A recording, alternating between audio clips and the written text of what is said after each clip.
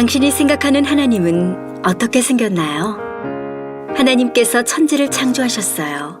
인간은 죄인이 되었고 우리들을 위해 아들 예수님을 보내셨죠. 예수님은 우리 죄를 위해 돌아가셨지만 부활하셨어요. 그 예수님을 잘 믿으면 돼요. 난 예수를 믿으니 거짓말해도 구원받을 거야. 성령님은 안 떠나. 죄를 지어도 하나님이 다 이끌어 주실 거야. 지금은 돈이 나중에 중요해. 열심히 믿지 뭐. 주일 하루면 난 할 일 다 한 거야. 어떤 것도 죽기 전에 그럼 이제 회개기도 어떤 한 죄도 번 회개하면 하고 용서가 다 돼? 용서될 거야. 그러니 거짓말쯤이야. 뭐야? 이건 괴물이잖아. 하나님께서 우리에게 주신 성경만이 하나님을 제대로 그릴 수 있습니다.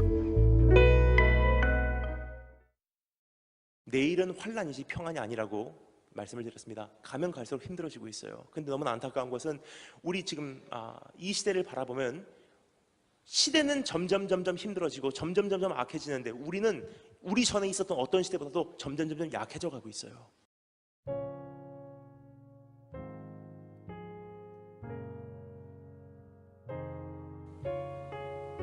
지금은 주님께서 이렇게 말씀하세요. 너 힘드냐? 보행자와 함께 걸어가며 너 이것까지 힘들다고 하면 장차 달리는 말하고 너 어찌 경주하려느냐? 너 평탄한 길을 걸어가며 너 이것까지 힘들다고 하면 장차 요단강물이 넘쳐날 때 너 어찌 감당하려고 하느냐? 오늘이라는 날은 너의 삶 속에 있어서 가장 쉬운 날이다. 내일을 어떻게 감당할래?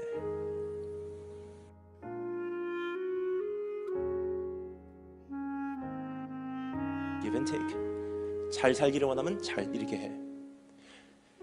축복받기를 원하면 이렇게 살아. 이렇게 하면 복받고 저렇게 하면 벌받고 이렇게 하면 천국 가고 저렇게 하면 지옥 가고 이 세상의 모든 부르심이 다 그런 부르심 공식 안에서만 움직이고 있다는 것입니다. 근데 한 가지 부르심만 특이한 부르심이에요. 그것은 무엇이냐? 복음의 부르심입니다. 복음은 무엇이냐? 이 세상의 모든 부르심의 그 저주를 파괴하는 하나님의 능력이 복음입니다. 하나님의 복음은 우리에게 이렇게 우리를 초대하고 있기 때문입니다. 이렇게 살면 복받고 아니에요. 너는 잘 살래야 잘 살 수가 없어. 하지만 네가 아무리 노력해도 못 사는 인생을 대신 살아주신 그분이 계셔. 네가 아무리 노력해도 그 인생을 못 살게 네가 죽지 않으면 안 되는 죽음을 대신 죽어주신 그분이 계셔. 믿음의 주여 너를 온전케 하시리인 그분을 바라보아라. 너의 죄를 지고 가는 그분을 바라보아라. 누구든지 믿고 바라보는 자는 구원을 얻으리라.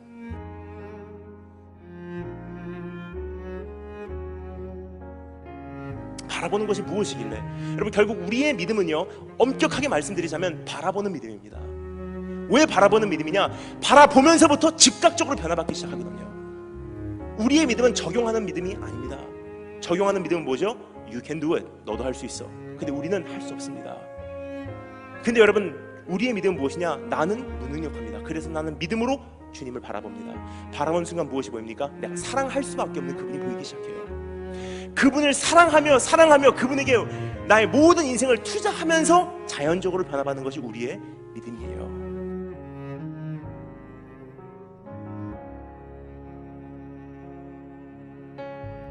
하나님의 나라가 가까이 왔으니 너희는 회개하고 복음을 믿으라. 근데 나라가 왜 특이하냐? 이 세상의 모든 부르심에 한 가지 공통점이 있다면 바로 이것입니다. 네가 대장이야, 네가 왕이야, 네가 주인이야, 네가 책임져야 돼. 근데 우리 주님께서는 우리에게 이렇게 부르십니다. 너는 왕이 될 수 없어. 네가 왕이 된 게 문제야. 네가 네 가정의 주인인 게 문제야. 네가 네 인생의 주인인 게 문제야. 100%를 달라는 뜻입니다. 99% 드려도 1% 드리지 아니하면 내 삶 속에는 복음이 복음되지 못하고 나라가 나라되지 못한다는 것입니다. 분명한 것은 주님께서 나의 삶 속에 풍성한 삶을 허락해 주셨는데도 불구하고 우리는 매일매일의 일상생활 속에서 그 풍성한 삶을 경험 못하고 있습니다. 왜 그렇습니까? 하나님이 존재하지 않아서? 그렇지 않습니다. 내가 100%를 드리지 못했기 때문입니다. 100%를 던지지 않는 한 나를 건지시는 하나님의 손길은 경험할 수가 없습니다.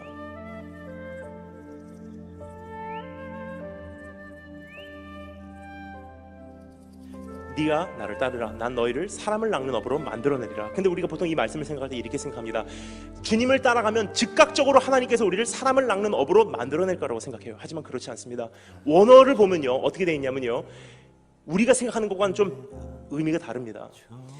우리 말로는 나를 따르라, follow me, then I will make you the fishers of men. 사람을 낚는 업으로 만들어내리라. 근데 이것을 원어로 보잖아요. 동사가 좀 다릅니다. 그래서 영어나 우리말로는 그렇게 번역할 수밖에 없었어요. 하지만 원어적인 뉘앙스는 어떤 뉘앙스냐, 제가 정확하게 뉘앙스적으로 정리해드리도록 하겠습니다. 나를 따르라, 내가 너희를 사람을 낚는 업으로 즉각적으로 만들어내리라가 아니라 정확한 뉘앙스는 바로 이런 뉘앙스입니다. 너 나 따를래? 나는 여행 중이야. 네가 오늘 나를 따르기로 한다면 나와 함께 이 길을 가면서 많은 일들을 겪게 될 거야. 때로는 아픈 날도 있겠고 눈물 때문에 밤잠을 못 이루는 날들도 있을 거야. 때로는 네가 나를 배반하고 너무나 힘들어서 죄책감에 시달려 내 앞에 얼굴도 못 들을 그런 날들도 있을 거야. 때로는 네가 승리의 기쁨을 나와 함께 맛보게 될 날들도 있을 거야. 하지만 이 모든 과정을 겪어가면서 난 너를 반드시 사람을 낚는 업으로 만들어내리니 넌 나와 함께 갈래? 넌 나만 보고 쫓아와. 내가 너에게 기쁨 되기를 원하며 내가 너에게 만족되기를 원한다. 넌 나만 보고 오면 돼. 그게 바로 넌 나를 따르라, 내가 너희를 사람을 낚는 업으로 만들어내리라는 의미입니다. 여러분, 주님께서는 자기 자신이 하지 않으신 것을 우리에게 요구하지 않으시는 분이십니다. 그래서 그것을 다른 말로 표현해서 히브리서에서 이렇게 말하죠. 믿음의 주요, 너를 온전케 하시리인 예수를 바라보라. 믿음의 주라는 것은 무엇입니까? 주님? 아니에요. 원어로 보면 챔피언이라는 뜻입니다. 믿음의 챔피언이요. 챔피언은 무슨 뜻입니까? 다른 말로 표현해서 믿음의 선두자요. 믿음의 선두자요. 너보다 앞서가신 분이시니 넌 그분을 본받아서 너를 온전케 하실 그분을 넌 따라가라, 바라봐라. 믿음의 선두자라는 것은 무엇입니까? 바로 이런 뜻이에요. 네가 겪고 있는 그 아픔, 여러분 솔직히 그 우리만 겪고 있는 아픔인 줄 알았어요. 나만 겪는 외로움인 줄 알았어요. 나만 겪는 고독함인 줄 알았어요. 아니더라고요. 주님께서 말씀하십니다. 이미 그거는 내 입에 들어가다 나온 그 아픔이야. 십자가상에서 다 열기 빼는 다음에 네가 감당할 만하니 내가 너에게 준 아픔이니. 나도 아버지께 부르심을 받았어. 내가 그 아버지의 부르심에 내가 반응해서 내가 그 부르심을 끝까지 쫓아가 보니 나를 기다리고 있는 것은 결국은 십자가가 기다리고 있더라.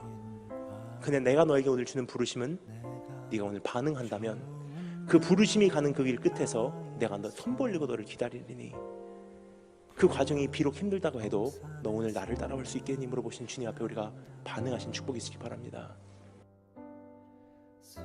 전 솔직히 두렵습니다. 하나님 만나는 날이 솔직히 두렵습니다. 마라나타 외치고 정말 주 예수여 오시옵소서 하고 그것을 위해서 일한다고 하지만 전 솔직히 주님 만나는 날이 참 두렵습니다. 왜냐하면 여러분 케냐, 북한, 예를 북한, 아프가니스탄, 이란 그런 곳에서 예수 그리스도 안에 구원이 있다는 것 한마디 가지고 그거 믿고 그거 씹고 또 씹고 그 영적으로 씹고 또 씹고 그거 하나에 양육받아서 복음 하나 가지고 달려가고 신학적으로 보면 무지하고 정말 선교적으로 보면 아무것도 모르는 것 같아도 그거 한마디 주님은 그리스도라는 거 하나 갖고 예수는 그리스도라는 거 하나 가지고 평생 사역하시며 달려가시는 그분이 돌아가시고 저 같은 사람이 평생 주님을 섬긴다고 하다가 죽는 날 주님 앞에 서게 됐을 때 주님께서 똑같은 기준으로 판단하실까요? 많이 준 자에게는 많은 것을 요구하신대요. 여러분, 많이 갖고 있는 것이 이것이 복이 아닙니다. 책임입니다.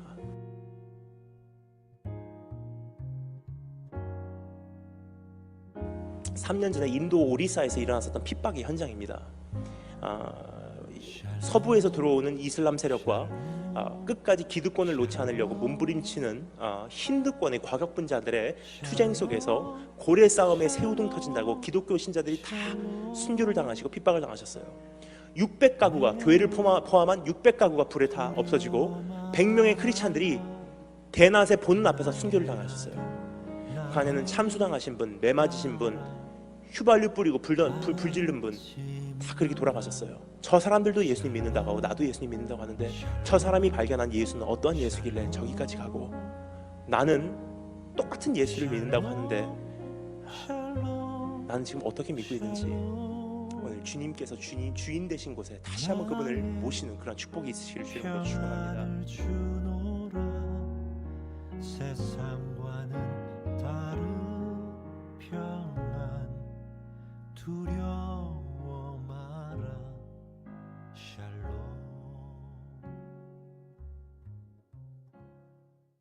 여러분 거듭난다 그러면 우리 보통 이렇게 생각합니다. 예수님을 믿는 고백을 하면 구원을 받는다고 생각해요. 그래서 우리가 생각하는 구원은요, 이런 구원이라고 생각합니다. 자, 따라서 읽어보세요. 따라서 읽어보세요. 예수님 내 마음을 엽니다. 내 마음에 들어와 주세요. 나의 구세주가 되어주세요. 예수님을 기도합니다. 아멘. 구원 받았습니다. 뭐죠? 여쭤보겠습니다. 여러분 주문 외우면 구원 받습니까? 주문 외워서 구원 받는다고 생각하신다는 것은요, 이것은 이단 사입이에요. 마음으로 믿어 의에 이르고 입으로 시인하여 구원에 이른다는 것은요, 가장 먼저 했던 그 말씀을 했던 대상은요, 우리가 아니라 2000년 전 유대인들이었어요. 초대교회 때 핍박받고 죽임당하는, 예수 믿으면 사자굴에 던짐을 받고, 예수 믿으면 가정에서 쫓겨나고, 예수 믿으면 십자가에 못 박히는 그 시대에 한 사람의 유대인이 입으로 시인한다는 게 문제인 줄 아십니까? 나도 예수를 믿습니다, 이런 뜻이에요. 나 죽어도 괜찮습니다. 내가 그토록 기다리던 왕으로 오신 그분이 예수임을 이제는 드디어 알았기에, 비록 그분이 십자가에 달려서 죽었다 할지라도 반드시 다시 한번 왕으로 오셔서 이 세상을 심판하시리니 그분을 내 인생의 구세주로, 나의 인생의 주인으로 영접하겠습니다. 난 이젠 죽어도 한이 없습니다. 그 고백이었었어요. 그렇게 고백하면은 그때나 지금이나 구원이 있을 것입니다. 하지만 그 고백을요, 주문 외우듯이 외운다고 구원이 받는 게 아니에요. 근데 오늘 이 말씀에서 뭐라고 말합니까? 예수를 믿음으로 아니에요. 정확하게 말합니다. 예수를 영접하는 자, 곧 그를 믿는 자래요. 즉 믿는다는 것은 영접하는 거래요. 그 영접한다는 것은 무슨 뜻입니까? It is to place your faith in Him. 그분을 신뢰한다는 뜻이에요. 여러분, 누군가를 우리의 집에 영접할 때 어떻게 하죠? 그분을 신뢰하기 때문에 우리 집에 영접하는 거예요. 내 마음을 열고서 그분을 영접할 때 무슨 뜻이죠? 난 당신을 신뢰합니다라는 뜻이에요. 바로 이런 뜻입니다. 당신이 내 인생에 들어와서, 당신이 우리 집에 들어와서 어떻게 나를 아프게 한다 할지라도 난 당신을 신뢰하기 때문에 괜찮습니다. 여러분, 결국은 사랑한다라는 뜻이, 결혼한다는 것도, 마음을 열고 그 사람을 받아들인다는 것도 바로 그 뜻이 아닌가 생각돼요. 내 마음을 열고 당신을 받아들일 때는 당신은 나를 아프게 해도 되는, 당신은 나를 상처를 줘도 되는 그 권리를 당신에게 준다는 뜻입니다. 난 당신을 믿기 때문입니다. 내 삶에 들어와 주세요. 우리 주님께서 오늘 이렇게 말씀하십니다. 예수 그리스도를 인생의 매뉴얼 삼고 사는 건 만만치 않다. 특별히 그분을 다 정복해서 좋은 것도 있고 축복도 있고 그분과 함께 가는 행복도 있지만, 그분과 함께함으로 주님 가시는 그 길, 주님 가시는 십자가의 길, 죽어야 사는 것을 믿고 정말로 다시 한번 고난과 아픔과 눈물을 주님과 함께 공유한다 할지라도, 하나님 이 길이 있다 할지라도 난 주님 신뢰하기 때문에 주님 영접하여, 주님 신뢰하여, 주님 믿고 난 끝까지 가겠습니다. 그런 사람은 어떻게 해요? 하나님의 자녀가 되는 권세를 주셨대요. 여러분, 우리가 가는 길은 만만치 않습니다. 이제 빛으로 세상으로 돌아가면요, 예수님께서 겪으신 그 고난의 길을 다시 밟는 거예요. 왜냐? 빛으로 오신 그분께서 세상에 오셨을 때 세상은 그를 미워하여 그분을 죽였어요. 그 주님께서 우리에게 이렇게 말씀하십니다. 만만치 않을 거야. 주님께서 이렇게 말씀하십니다. 종이 주인보다 크지 못하다 말을 기억하라. 사람들이, 세상이 빛으로 나를 죽였은즉, 핍박하였은즉, 종된 너희를 핍박하는 것은 당연한 것이다. 근데 주님께서 말씀하세요. 너 그래, 나하고 함께 갈래? 주님 사랑합니다. 주님 행복해요. 주님 부활하셨습니다. 주님 즐거워요. 부부는 내가 영접했어요. 하지만 예수를 정복한다는 것은요, 이것도 좋지만 영광을 얻기 위하여 내가 고난도 함께 받아야 되느니라. 다 흡수된다는 뜻이에요. 오늘 그 삶으로 우리를 영접하십니다. 주님께서 말씀하세요. 그럼에도 불구하고 네가 나를 정말 신뢰하면 이 길 끝까지 달려낼 수 있어. 비록 가는 길이 막막하고, 하나님 정말 살아계십니까? 내가 버림받았습니까? 하나님 어디 계십니까? 하나님 왜 지금 내가 하는 일이 맞습니까? 그런 날도 올 거야. 하지만 네가 정말로 나를 신뢰한다면 이 길 끝까지 갈 수 있어. 여러분, 그분 우리가 신뢰할 만한 분이신데 어느 정도 신뢰할 만한 분이신지 여러분 아십니까? 저는요, 사관학교 다녔다고 그러면요, 어떤 분들이 이렇게 생각하십니다. 군사학 전공했겠구나. 근데 여러분, 사관학교는 군사학 전공이 없습니다. 사관학교도 다른 전공들이 다 있어요. 보통 대학교 똑같습니다. 군사학은 필수 과목이에요. 그러니까 저 같은 경우는요, 사관학교에서 심리학을 전공했어요. 근데 여동생, 제 여동생이 위튼 대학교, 크리스찬 대학교를 다니면서 여동생도 오빠를 본받아서 그런지 심리학을 전공했어요. 서로 떨어져 살았습니다. 전 찰스턴 사우스캐롤라이나, 여동생은 시카고. 졸업한 다음에 여동생 심리학하고 제 심리학하고 비교를 해봤어요. 저는 제가 사관학교에 다닐 때 심리학 전공하면서 정말 이게 심리학이구나 제 나름대로 생각을 했는데, 졸업을 한 다음에 여동생이 배우고 있는 심리학하고 비교를 해보니까 깜짝 놀랐어요. 심리학 색깔이 다른 거예요. 여동생 크리스찬 대학교의 심리학, 내적 치유, 상처 치유, 상담학, 힘들었죠. 당신을 사랑합니다. 하나님 당신 사랑하시죠. 사관학교 심리학, 저 사람에게 어떻게 공포 분위기를 조성해 줄까? 전쟁 심리, 고문학, 심지어는 이런 수업까지 있어요. 이제 장교로서 임관에서 전쟁에 나가게 되면 전쟁에서 POW, 전쟁포로로 끌려갈 날이 올 것이다. 비튼 고문을 당하게 될 텐데 적어도 고문하는 사람과 고문을 당하는 우리의 심리전이 펼쳐진다는 사실이에요. 저는 근데 그 고문학을 들으면서 굉장히 지금까지도 기억에 남는 것이 있어요. 그것은 무엇이냐면요, Everybody breaks down in torture. 내가 누구이건 간에요, 누구이건 간에 고문은 사람을 깨트리게 돼 있어요. 고문이라는 것은 one size fit all이 아니에요. 한 사이즈로 만들어진 게 아닙니다. 고문이라는 것은 custom made, 한 사람 한 사람에 맞게 디자인된 거예요. 어떤 사람은 손가락 한 개를 부러뜨려야지 얘기하는 사람이 있어요. 어떤 사람은 손가락 10개를 다 뽑아버리지 않으면 타협 안 하는 사람이 있어요. 고문이라는 것은 그 사람을 한 사람 한 사람당 다 그 사람의 한계까지 이끌고 가는 것이 고문의 목적이기 때문에 하나의 스탠더드가 없다는 사실이에요. 즉 한 사람 한 사람에게 맞췄기 때문에 모든 사람이 결국은 깨지게 돼 있어요. 시간 문제예요. 고문하는 사람들이 뭐라 그러죠? 어차피 깨지게 돼 있어. 차라리 고난을 좀 덜 받고 차라리 지금 타협해. 근데 여러분, 고문을 당하면서 가장 힘든 게 뭐냐면요, 고문이라는 것은 옵션을 준다는 거예요. 그냥 막 힘들게 하는 게 아니에요. 고문의 가장 힘든 것은 무엇이냐면요, 타협해, 살려줄게. 말해, 놔줄게. 한 번만 배반해, 그러면 풀어줄게. 옵션이 있다는 거예요. 그러니까 내 안에 있는 심리전이 굉장히 심해요. 타협할까. 한 번만 배반할까. 왜냐, 내 안에 풀려날 수 있는 능력이 있으면서도 불구하고 고난을 겪으면서 의도적으로 선택을 하는 거예요. 난 끝까지 배반 안 하겠습니다. 그래서 고난이 힘든 거예요.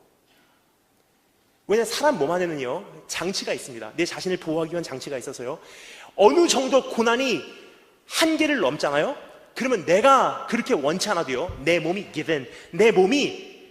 내 자신을 보호하기 위해서 반사반응을 보이게 되어 있습니다. 내 자신을 보호하기 위한 장치예요. 예를 들어서 정말 사랑하는 여자친구가, 정말 연약한 여자친구가 제 팔을 비튼다고 한번 생각해 보겠습니다. 팔을 막 비틉니다. 아파 하다가 정말 사랑하는 여자친구인데도 불구하고 여자친구가 막 팔을 비틀 때 이제 팔이 퍽 하고 나갈 것 같잖아요. 내가 원치 않더라도 내 몸이 반응을 해요. 반사반응. 어떻게 하죠? 아파 하다가 퍽 나가기 전에 나도 모르는 사이에 아프단 말이야, 퍽! 사람 몸은요, 자기 자신을, 그 한계를 못 넘게 자기 자신을 보호하게 만들어졌어요. 그래서 여러분, 그렇게 되면요, 순교한 사람들 보면 굉장히 대단한 거예요. 제정신으로 한 사람들 없습니다. 왜냐, 자기 몸은 자기 자신을 보호하게 만들어졌기 때문에 사자굴에 던져짐을 당해서 할 수 없이 죽는 거 아닌 이상 마지막 순간에 배반할 수 있는 기회를 주면요, 인간은 누구나 배반하게 되어 있어요. 그래서 순교하시는 분들 보잖아요. 대단한 것이 무엇이냐면요, 숨이 넘어가려고 할 때 드디어 예수 그리스도께서 보좌에서 일어나셔서 오 하는 몽롱한 가운데 천국 가버리는 거예요. 마치 마약에 취해서 가는 것과 같이 하나님 엄청난 그 아름다움과 거룩함을 바라보고 그때 몽롱한 가운데 내 영혼이 세상과 나는 간 곳 없고 구속한 주만 보면서 가는 것이 순교예요. 자, 그런데 여러분, 예수님의 십자가 사건 생각할 때 가장 힘들었던 부분이 뭘까요?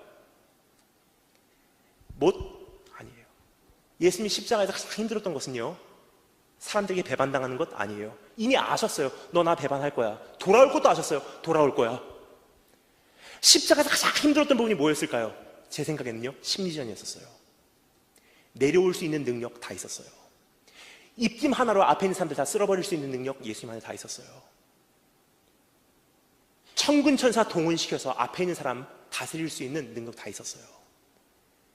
근데 말할 수 없는 통증이 내 몸을 가로지를 때마다 주님께서 순간순간 선택을 하십니다. 하나님, 난 오늘 여기서 내려갈 수 없습니다. 내 안에 있는 능력 난 오늘 사용하지 않겠습니다. 내 몸의 한계를 맞이하고도 그 능력 사용하지 않으세요. 십자가 달렸을 때 여러분 양쪽에 못을 박죠?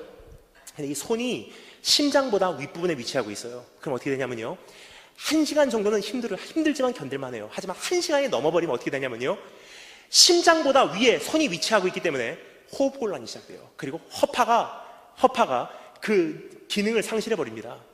그때부터 수영하는 사람들 같이 십자가에서 행동을 해요. 어떻게 하냐, 양쪽으로 못이 달려있으면요, 이 못에, 박혀있는 못에 내 몸에 있는 모든 체중을 지탱하고 올라가요.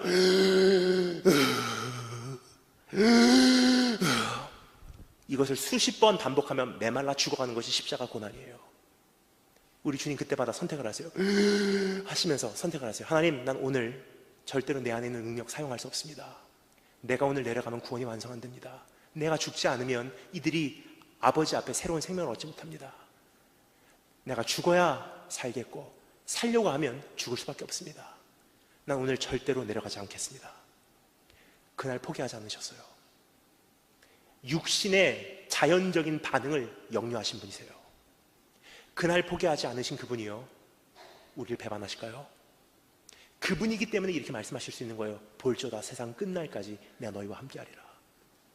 그 정도 분이시라면 비록 그분을 따라가는 길이 힘들고 막연하고 아프고 외롭고 고독하다 할지라도 신뢰할 만한 분이시기에 우리는 그분을 영접할 수 있고요, 주님이라는 그분이 걸으신 그 모든 것을요, 이제는 우리가 흡수할 수 있는 능력이 내 안에서 탄생됩니다. 다시 기도하겠습니다. 기도할 때 우리 목사님 올라오실 때까지 여러분 한 가지 놓고 함께 기도하도록 하겠습니다. 이렇게 기도했으면 좋겠습니다. 하나님, 오늘 말씀 들었습니다. 이제까지 주님의 어떤 부분들은 내가 수용했지만 굉장히 많은 부분들은 내가 받아들이지 않고 있었음을 고백합니다. 주님을 따라오는 복과 주님을 따라오는 축복, 주님을 따라오는 그 엄청난 기쁨과 행복은 내가 누리기를 원했지만 그 영광을 얻기 위하여 고난도 함께 받아야 되는 그 임무에는 내가 마음을 열지 않았음을 고백합니다.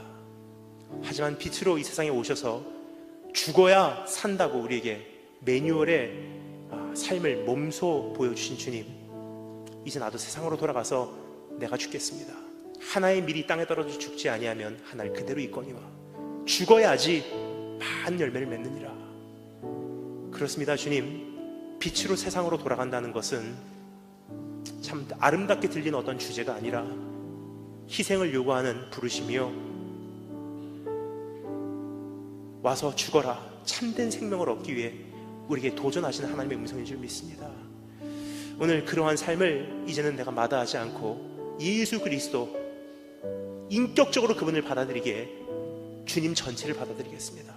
비록 이 길이 아프고 힘들다 할지라도 끝까지 나를 버리시 아니신 우리 주님 신뢰하기에 난 이 길을 가려고 합니다. 우리 다 같이 그러한 마음으로, 결단하는 마음으로 우리 주님 앞에 기도하도록 하겠습니다. 다 같이 기도하겠습니다.